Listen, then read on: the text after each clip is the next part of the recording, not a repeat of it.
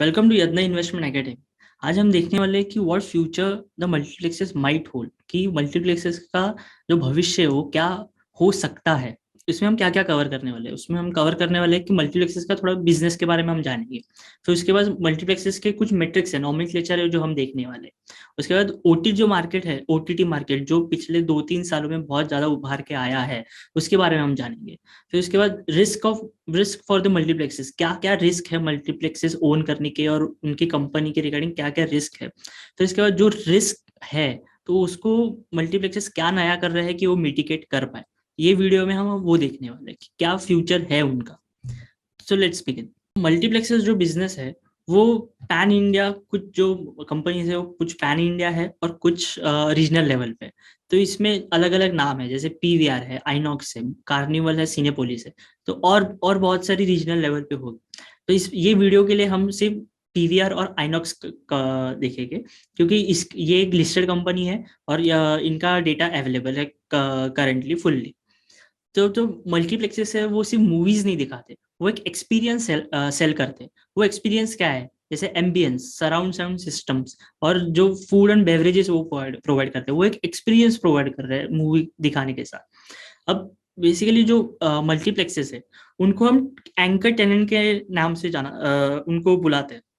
जैसे अगर कोई प्रॉपर्टी रहती है तो प्रॉपर्टी में अगर कोई बड़ा नाम शामिल होता है तो बाकी के जो ब्रांड है वो भी वहां पे शॉप ओपन करने के लिए तैयार होते हैं। ऐसा क्यों होता है? क्योंकि अगर कोई बड़ा नाम होता है, राइट, तो वहां पे फुटफॉल ज्यादा आएगा तो आएंगे तो बाकी के भी जो ये है शॉप्स है वो भी सेल कर पाएंगे। तो इसलिए जो एंकर टेनेंट्स है वो बहुत इंपॉर्टेंट है। हम अगर देखा जाए तो अगर जो रेंट रहता है, ठीक है, ऐसा अमाउंट वाइज अगर देखा जाए तो फिर पीवीआर और आइनॉक्स एक प्रॉपर्टी में ज्यादा रेंट पे करेंगे। पर अगर हम उसको स्क्वायर फुट के हिसाब से पर रेंट हम अगर पर मंथ के हिसाब से निकाले तो कंपेयर टू बाकी के जो शॉप है सेम प्रॉपर्टी में, उनको कम पे करना पड़ता है। मल्टीप्लेक्स को कम पे करना है क्योंकि they are having a bigger name और उनके वजह से फुटफॉल ज्यादा आ रहा है।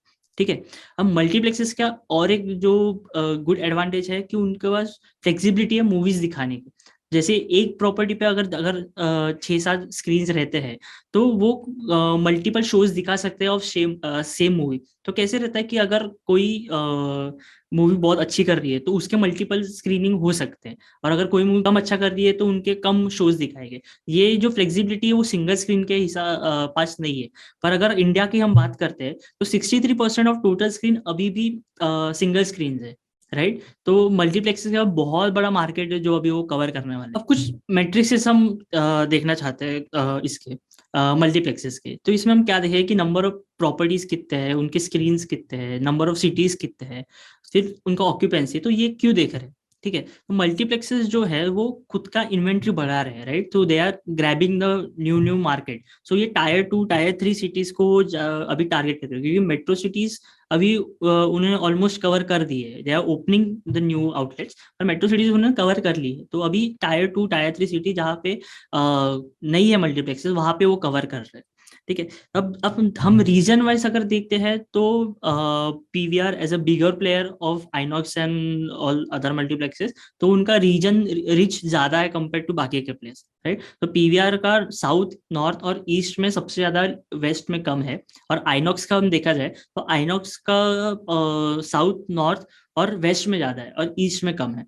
तो ये डिफरेंट, ये एक सेगमेंटेड, मतलब एरिया सेगमेंटेड मार्केट वो अभी पहले उन्होंने कैप्चर किया और अभी वो दूसरे जगह पे वो खुद के आउटलेट्स निकाल रहे हैं।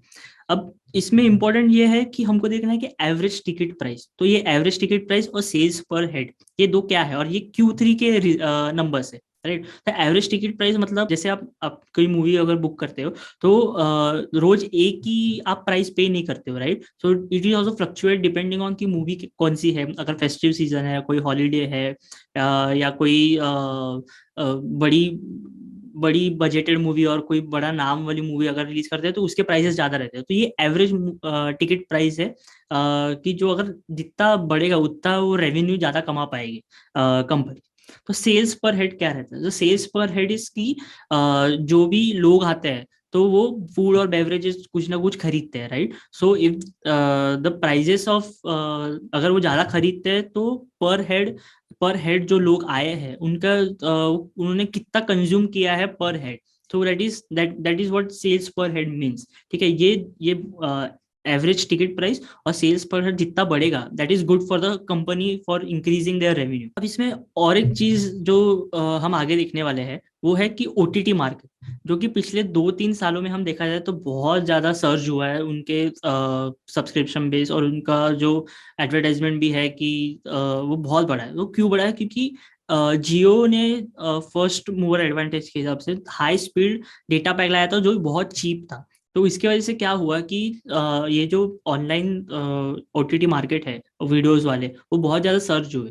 तो लोगों के पास और नया वे ऑफ एंटरटेनमेंट दिखने का ये आया, चॉइसेस आया है।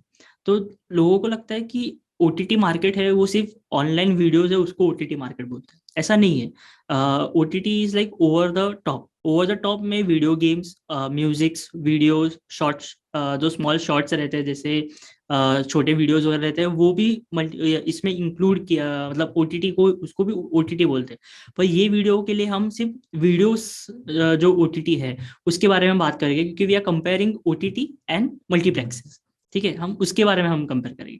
अब जैसे ओटीटी भी बहुत अलग अलग कंपनीज है उसमें, जैसे नेटफ्लिक्स है, अमेजॉन प्राइम है, हॉटस्टार है, जी5 है, और बहुत एक्सेट्रा बहुत सारे हैं उसमें, आपको वो आप जानते होंगे।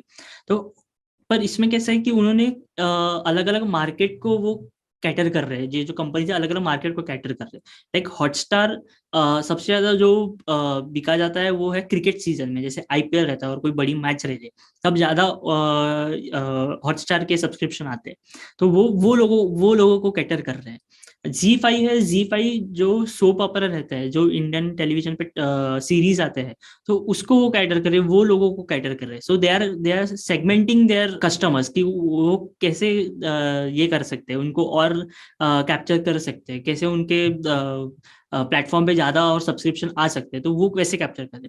अगर हम नंबर की बात करें तो ये सिर्फ वीडियोस जो सब्सक्रिप्शन है उसका नंबर है। सो 2021 तक 75 मिलियन जो लोग हैं वो ये वेरियस प्लेटफॉर्म, नेटफ्लिक्स, अमेजोन वगैरह, इन पे सब्सक्रिप्शन है अभी उनका, राइट। और अगर हम फ्यूचर का देखते हैं तो फ्यूचर में ऐसा प्रेडिक्टेड है कि 193 मिलियन जो सब्सक्रिप्शन है वो होने वाले हैं टिल 2026।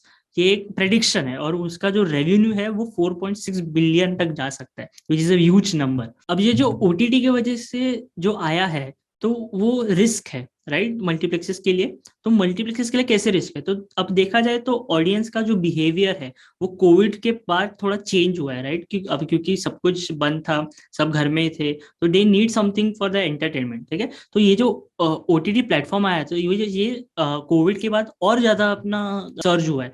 तो इसकी वजह से क्या हुआ है कि ऑडियंस के बिहेवियर में थोड़ा चेंजेस आया, कंज्यूम कि वो जो कंटेंट है वो कैसे कंज्यूम करते हैं। पहले ऐसे तो था कि सिर्फ मल्टीप्लेक्सेस पे अगर कोई नई मूवी आती थी तो वो ही एक एवेन्यू था जहाँ पे आप नई मूवी देख सकते। पर ऐसा अभी नहीं है। अभी उनके पास ऑप्शंस है, कस्टमर्स के पास, कि वो नई मूवी डायरेक्ट जाके देखे या 2 महीने रुके और ओटीटी पे देखे। तो they are having that option, right. तो इसमें और प्रॉब्लम क्या है? तो अब ये ऑप्शंस आ गया, तो ये जो नया ऑप्शन आया है उसकी वजह से मल्टीप्लेक्सेस के जो ये है ऑक्यूपेंसी है वो कम हुई है कंपैरेटिवली। तो ये ईयर का हम देखते हैं नंबर, तो ये 34 to 36% सिर्फ ऑक्यूपेंसी है compare to the seat they have install in the their outlets, ठीक है। तो जो डिफरेंस है वो बहुत ज्यादा under utilisation of for the available seat, ठीक है। ये एक बहुत बड़ी रिस्क है अपने मल्टीप्लेक्सेस के, क्योंकि वो सीट तो बढ़ा रहा है, वो इन्वेंट्री बढ़ा रहा है, पर उतने लोग नहीं आ रहे हैं। पर अगर हम कंपेयर करते हैं तो ओटीटी प्लेटफॉर्म में और मल्टीप्लेक्सेस में और क्या प्रॉब्लम है? ओटीटी पे नया क्या कर रहा है? ओटीटी पहले दूसरी की जो मूवीज है, ठीक है, जो पहले प्रोड्यूस है, पहले मल्टीप्लेक्स में दिखाया है, वो उनके राइट्स खरीदते हैं, फिर वो दिखा देते हैं अपने ओटीटी पे, राइट। अभी वो क्या कर रहे हैं? वो खुद के ओरिजिनल सीरीज और मूवीज बना रहे हैं, तो they are producing new series and movies, और वो डायरेक्टली ओटीटी पे आ रहे हैं, राइट। तो वो मल्टीप्लेक्सेस पे नहीं जा रहे हैं नए मूवीज, तो दैट इज अ रेवेन्यू। और बड़े बड़े नाम अगर प्रोड्यूस करते हैं तो जो रेवेन्यू रहता था मल्टीप्लेक्स से वो कंपैरेटिवली कम हुआ है। अब बेसिकली इसमें और एक प्रॉब्लम कैसे कनेक्ट होता है? जैसे अभी हम देखते हैं कि अगर मल्टीप्लेक्सेस में सबसे ज्यादा जो इम्पोर्टेंट है वो टिकटिंग रेवेन्यू है, राइट। और टिकटिंग रेवेन्यू ही सबसे कनेक्टेड है। अगर टिकट सबसे ज्यादा बेचे जाएंगे तो फूड एंड बेवरेजेस सबसे ज्यादा बेचे जाएंगे। अगर लोग बहुत ज्यादा आएंगे तो लोग जो कंपनीज है बाकी के वो एडवर्टाइज पसंद करेंगे इसमें दिखाने के लिए, मल्टीप्लेक्सेस में दिखाने के लिए।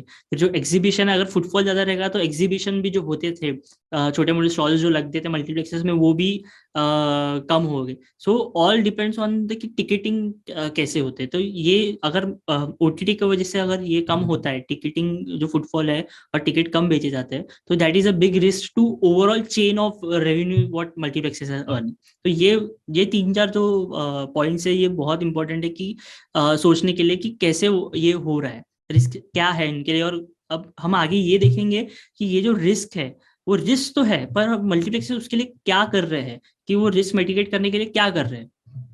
तो बेसिकली डायरेक्ट तो कुछ कर नहीं सकते मल्टीप्लेक्सेस की, कुछ बैन वगैरह करते हैं ऐसे तो कुछ कर नहीं सकते। तो उसके लिए अब मल्टीप्लेक्सेस क्या कर रहे हैं, नए नए एवेन्यूज ढूंढ रहे हैं कि कहाँ से वो रेवेन्यू जनरेट कर पाए। तो मल्टीप्लेक्सेस है उन्हें स्विगी जोमेटो के साथ और थर्ड पार्टी एजिटेटर के साथ टाइप्स किए हैं कि सिर्फ वो मल्टीप्लेक्स पे जो लोग आते हैं सिर्फ वही अपना जो फूड एंड बेवरेज है वो नहीं कंज्यूम कर पाएंगे, पर जो बाहर के लोग हैं वो ऑर्डर भी कर सकते हैं और इनके जो आउटलेट्स है वहां से वो जाएगा। मल्टीप्लेक्स में और क्या किया है कि अगर आप मूवी देखने नहीं भी आते हो, still you can go there and dine at their restaurant. आप वहाँ के उनके रेस्टोरेंट पे जाके खा सकते हैं। तो ये एक नया टाइप ऑफ बिजनेस वो डेवलप कर रहे हैं कि आप रेस्टोरेंट में आइए और खाइए, और अगर आपको बाहर भी चाहिए तो आप जोमेटो और स्विगी से ऑर्डर किए, आपको मिल जाएगी। सेकंड, अभी वो क्या कर रहा है कि सिर्फ मूवीज, पहले ऐसा होता था कि सिर्फ मूवीज दिखाते थे, अभी वो मूवीज नहीं दिखा रहे, अभी वो स्पोर्ट्स भी दिखाना चालू कर दिए, लाइक फुटबॉल क्रिकेट। ये भी एक नया टाइप ऑफ रेवेन्यू जनरेशन है कि अगर बहुत सारे लोग हैं और उनको अगर आईपीएल देखनी है, मेरे चार पाँच छह दोस्त हैं, उनको अगर सब मिलके अगर आईपीएल देखना है, एमबीएन सब फूड एंड बेवरेज का, तो वो हम यहाँ पे जाके देख सकते हैं। तो that is a good thing for multiplexes. Multiplexes और क्या कर रहे हैं कि वो ई स्पोर्ट्स करके है कि ऑनलाइन गेमिंग जो रहता है वो खेलने के लिए वो डेवलप कर रहे हैं कि उनके जो स्क्रीन है वहां पे वो कैसे गेम्स खेल सकते हैं। तो ये बहुत नेसेंट स्टेज पे है अभी, पर let's see they are working on that.